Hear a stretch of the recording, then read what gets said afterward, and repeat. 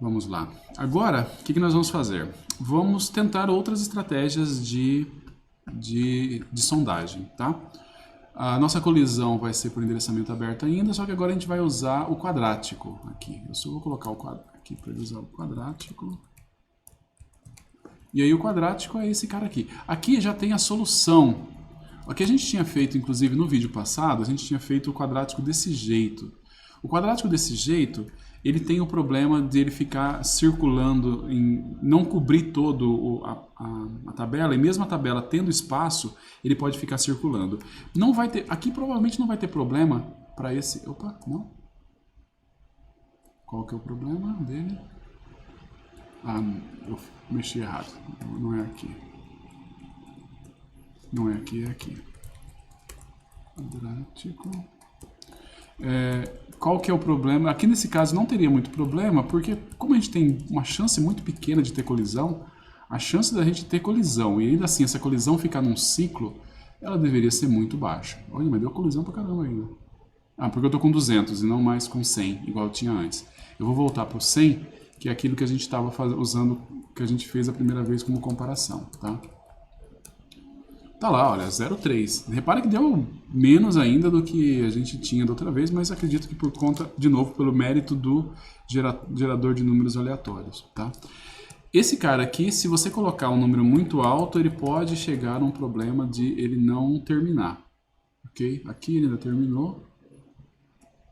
Eu acho que, nesse caso, será que eu peguei um número primo especial? Tá, peguei. Provavelmente eu peguei um número primo que não vai ter aquele problema dele ficar circulando sem varrer toda a tabela, ok?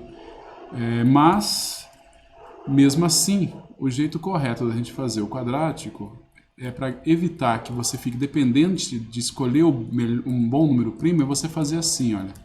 Continua quadrático, mas ele faz... Se você continuar fazendo esse negócio muitas vezes, eventualmente aquela parte linear ali vai fazer você sair, tá?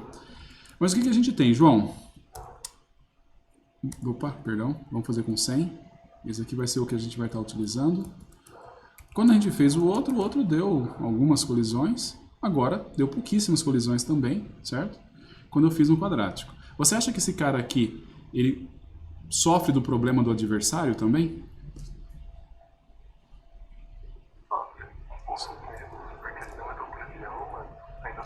Cara, ele sofre igual, eu acho. Ele sofre igual, porque ele vai começar... Eu vou colocar sempre o cara que vai dar mod 0 para cá igual a 0, certo?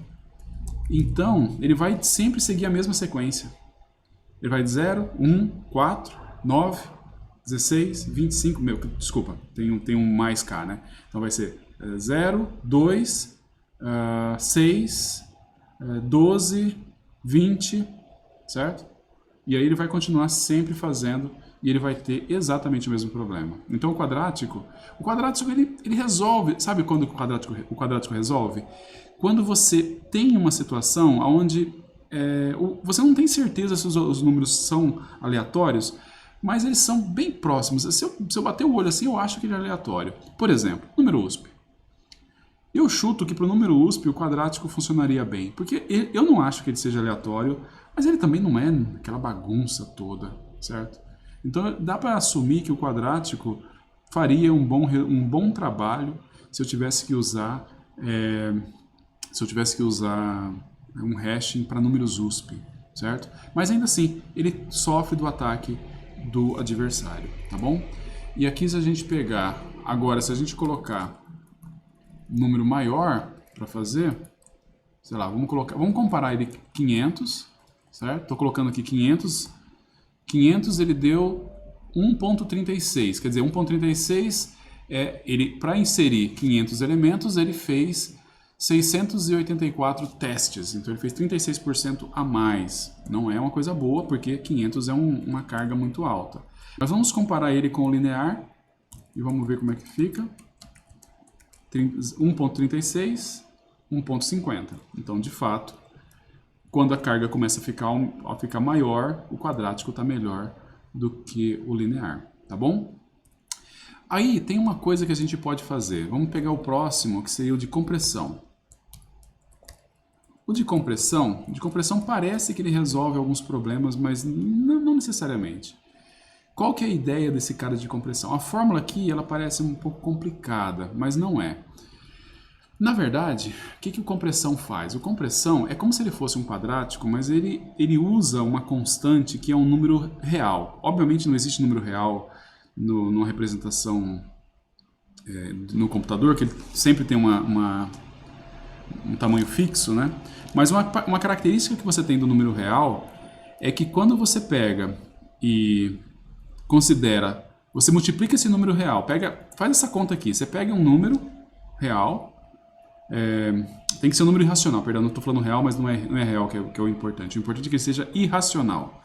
Se o número é irracional e você multiplica ele dessa forma aqui, acontece que você vai ter o que vai acontecer na parte fracionária do número é meio que imprevisível. Depende exatamente do número, da sequência de dígitos do número, que é irracional, que não se repete. Então, conforme você vai aumentando esse número aqui, multiplicando o x, que é a chave que você está querendo, vezes a tentativa ao quadrado, por exemplo, você vai pegando uma parte diferente. Repara, como se estivesse pegando uma parte diferente daqueles números na parte fracionária. E aí o que você faz nessa operação aqui? Você tira a parte fracionária. Quando você pega p ponto to i, você pega a parte inteira. E aí se eu pego o p menos a parte inteira, eu pego só a parte fracionária. Fiz toda essa operação, agora eu uso essa parte fracionária para descobrir qual que é a posição da tabela que eu vou estar utilizando. Então, por exemplo, se essa parte fracionária que deu for 0,5, eu vou pegar no meio da tabela.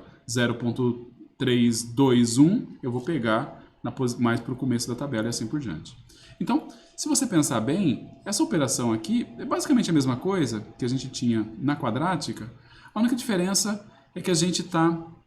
A quadrática é como se a gente estivesse fazendo a quadrática, mas a gente estivesse considerando a parte inteira, certo? E aqui a gente está fazendo de tal forma que a gente considera a parte fracionária para achar qual que é a posição.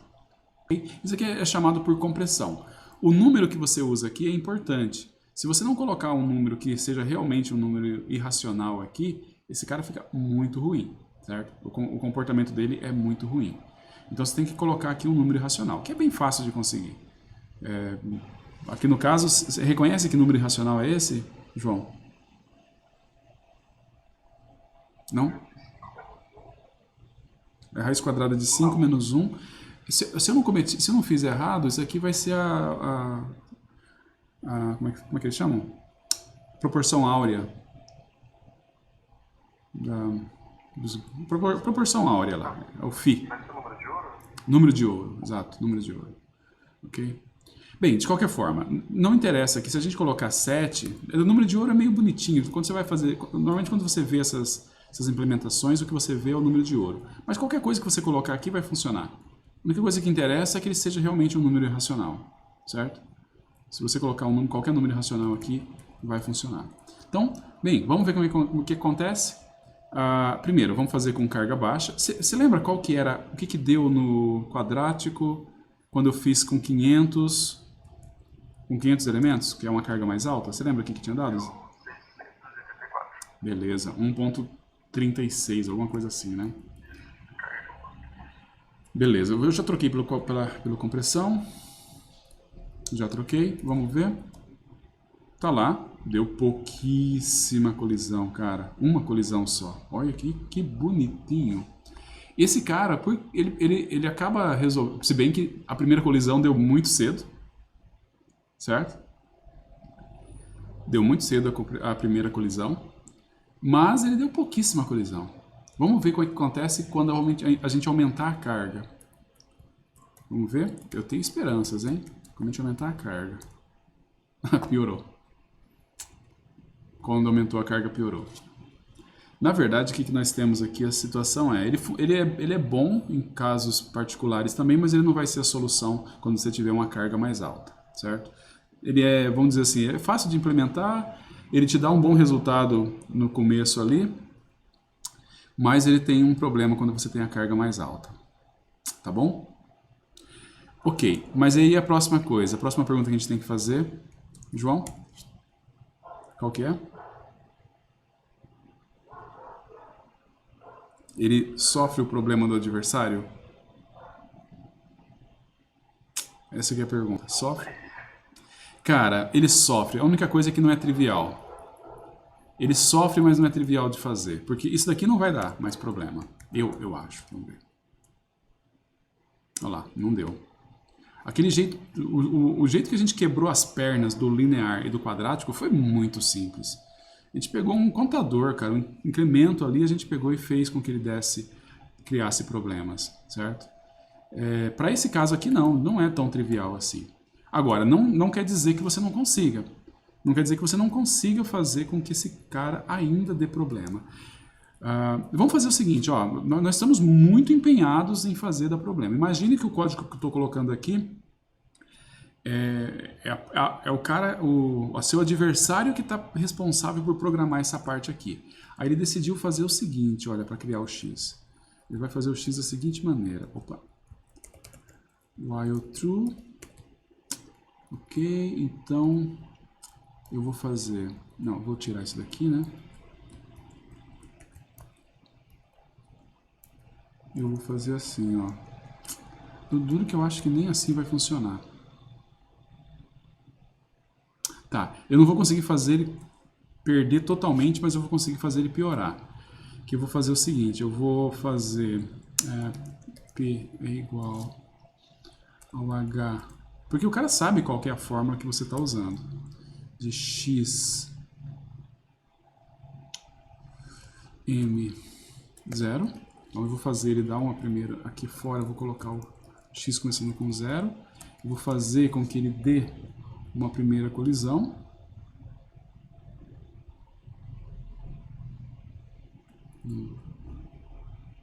Não vai funcionar assim.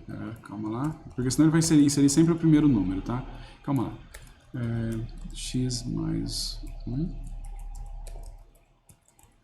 Tô tentando achar um jeito aqui. Tá, assim. Isso aqui vai ser a trapaça-mor, mas tudo bem. Se o t da posição P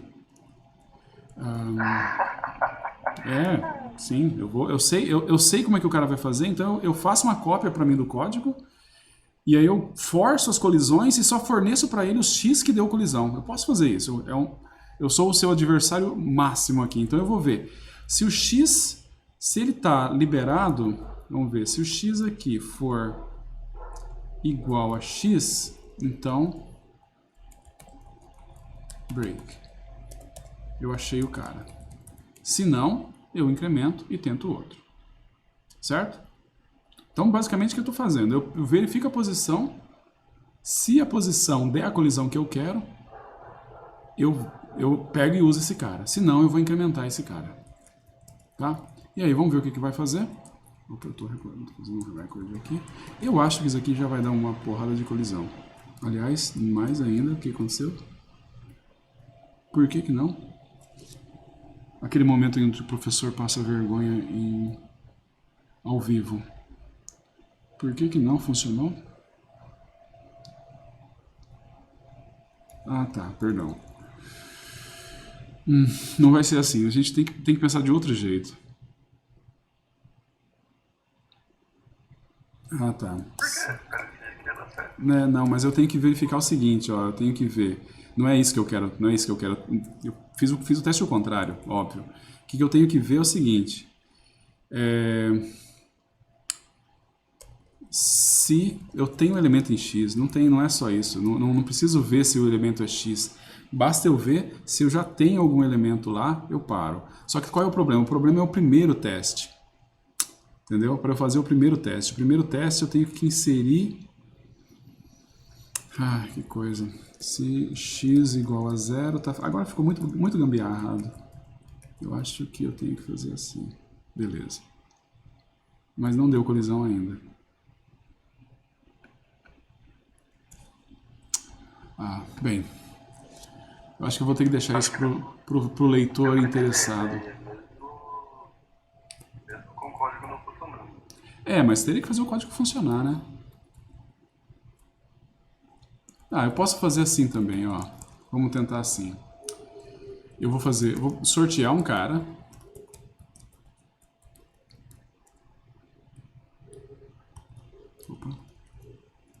Vamos lá. Opa. Vou sortear um cara. Eu verifico a posição dele. E aí o que eu retorno? Eu vou verificar se essa posição tiver alguma coisa. A dura que não vai funcionar assim ainda. Melhor. Vamos forçar que ele dê a colisão na posição 0. Ok? Então ele vai sortear caras até que ele chega numa situação onde ele dá colisão na posição 0. Deu colisão na posição 0, aí eu paro e eu uso esse X. Ok? Agora sim eu consigo forçar que ele dê colisão toda vez. Beleza? Repara que ainda assim a colisão ela é um pouco diferente. Ela não dá sempre colisão. Aquela compressão ali meio que faz com que ele escape de algumas colisões de vez em quando. Mas ainda assim eu consegui fazer com que ele desse colisão. Basicamente eu fiz um gerador de caras que dá posição 0 na primeira tentativa. Foi basicamente isso que eu fiz.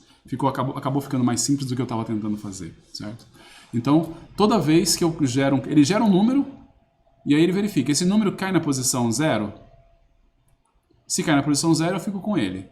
Se o número não cai na posição 0, eu gero outro número e fico tentando, até achar um número que dá colisão, certo? E aí, imagina, se você é o cara maléfico, o que você faz? Você fica fazendo isso até você ter o cara da posição 0 e aí manda para o seu adversário. Manda para o seu adversário, manda para o seu adversário, manda para o seu adversário. Ou você faz isso antes e depois manda para ele tudo de uma vez, ok?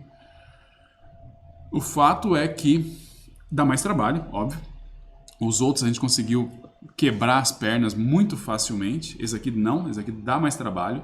Eu preciso, inclusive, saber qual que é o cara irracional que está sendo utilizado. Sabe? Se você não sabe qual é o irracional que está sendo utilizado, você não consegue gerar esse X aqui que vai dar colisão toda vez. Então, ele é mais complicado. Tá? Se você tiver que implementar alguma coisa onde você não tenha adversário, ou o seu adversário não seja muito bom de programação, digamos assim, você pode ir com esse de compressão que vai funcionar. Tá? Eu vou tirar esse daqui, e aí a gente vai ficar assim, e a gente vê que o cara da compressão ele tem um bom resultado. Beleza? Tudo bem? Vamos lá, agora nós vamos pegar mais um, que é que a gente vai ver também, vamos aproveitar nessa mesma gravação, que é o hash duplo, certo? O hash duplo, ele usa a mesma ideia, certo? O hash duplo, ele só é mais difícil de você conseguir quebrar as pernas dele, digamos assim. Mas não é impossível também. E ele é muito mais resistente quando você tem números que eles parecem aleatórios, mas você não tem certeza. Então, de certa forma, o hash duplo ele é um pouco melhor do que o quadrático, nesse sentido, um pouco mais fácil de implementar. A ideia é bem simples.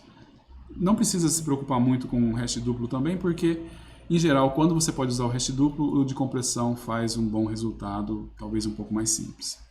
Qual que é a ideia do hash duplo? O hash duplo é você ter dois hashes, um hash para dizer um hash que é para você calcular o que você tem que fazer, e um hash só para você determinar o pulo que você vai dar. Porque todos esses caras que a gente está fazendo aqui, qual é o problema deles?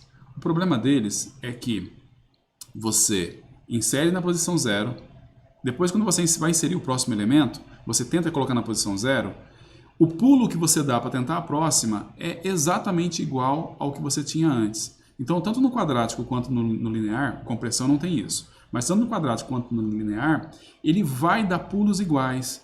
Então ele vai tentar 0, o linear, 0, 1, 2, 3, 4, 5, 6, 7. Se você começar com outro número que caiu no 0, ele vai tentar do mesmo jeito. 1, 2, 3, 4, 5. O quadrático é 0, 2, 6, 12, 20, blá, blá, blá. Se ele caiu no 0, ele vai repetir esse cara tudo novamente. O que o hash duplo faz? O hash duplo, primeiro ele tenta fazer a mesma coisa acha o cara e vai fazendo os pulos. Mas a diferença que ele faz agora é, o pulo é um hashing. O próprio pulo que ele vai dar é um hashing. Então você pode usar uma função hashing para descobrir qual é o pulo que eu vou dar. Então cada elemento agora, ele tem aonde ele começaria, e aí você vai tentar colocar o elemento ali. E se você não conseguiu, esse elemento em particular tem um pulo especial para ele. Tem um pulo só para ele. Então ele vai pular de formas diferentes, certo? Bem, quando a gente faz o hash duplo, a gente vai ver primeiro, no caso onde a gente não tem muitas colisões, que é, de novo, é o caso onde você deveria estar pensando. Se você tem muitas colisões, provavelmente você não escolheu bem de fazer com hashing. Hashing não deveria dar muita colisão, ponto, certo?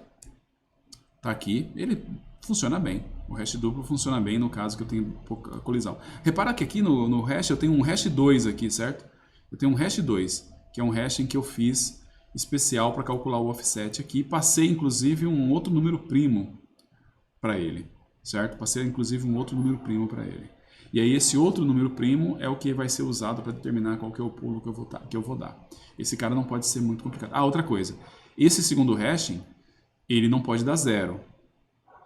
É um hashing que ele não pode dar o valor zero. Ele tem que dar um valor maior que zero. Porque se ele der zero, o offset seria zero. Ele vai ficar parado em cima do mesmo lugar e não vai funcionar. Então ele tem que ser alguma coisa que dê diferente de zero, tá? Vamos ver aqui. Como é que está acontecendo aqui? Esse cara funciona bem. Mas quando ele está assim, até o linear funciona bem, né? João, vamos lá. Vamos tentar com 500. Você acha que vai funcionar bem? Vai ser um espetáculo? Vai nada. Tá aqui, mesma coisa. Aproximadamente a mesma coisa. O problema, na verdade, não é o esquema que você tem de... O problema é você ter uma carga muito grande, certo? O que é muita colisão? Na verdade, assim, tá, eu acho que alguma coisa... Bem, eu acho que o João colocou uma boa resposta. Se você não consegue garantir que você tem alguma coisa que é significantemente menor que log de n, então você está tendo muita colisão, certo? Você tem que garantir isso. E se você, por exemplo, se você faz uma hash muito ingênua, você não consegue garantir nem se ele não chega linear. E isso é o problema, entendeu? Você pode chegar no linear e aí, cara, aí você fez uma escolha muito ruim, tá? Eu vi aqui que tem uma pergunta. Ficou aqui para trás. Sim. O número irracional, na verdade, o que a gente pode fazer com o número irracional é ver o que acontece. Tá, eu vou voltar aqui no número irracional, no de compressão, tá?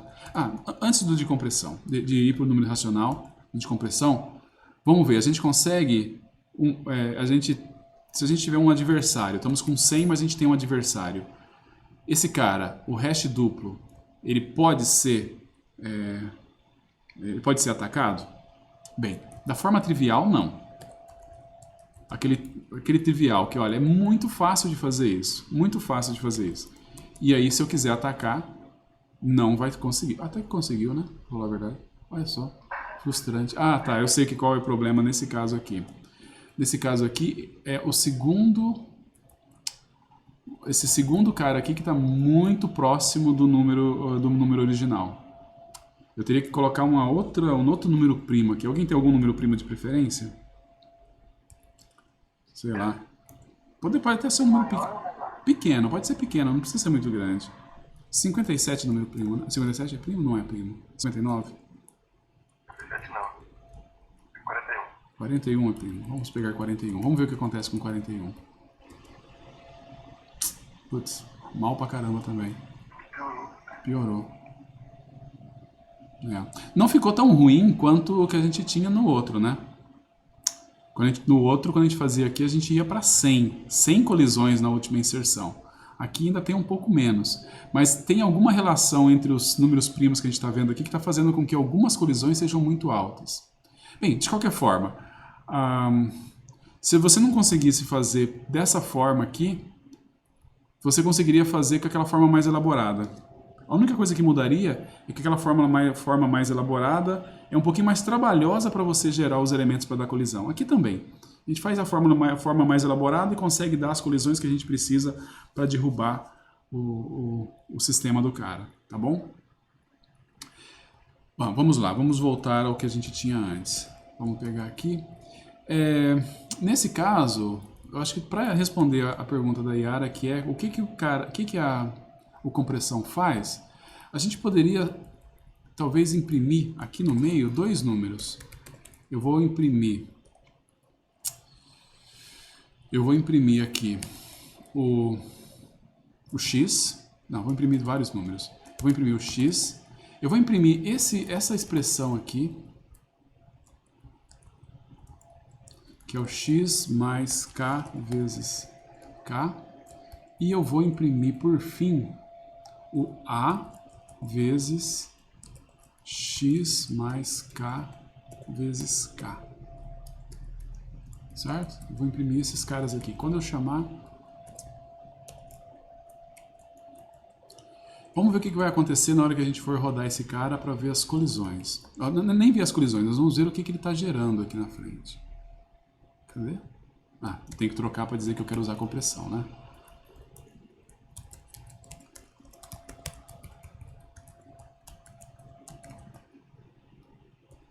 Ok. Olha só, basicamente, o que o método da compressão faz? Aquele número racional, ele vai ser multiplicado por esse daqui.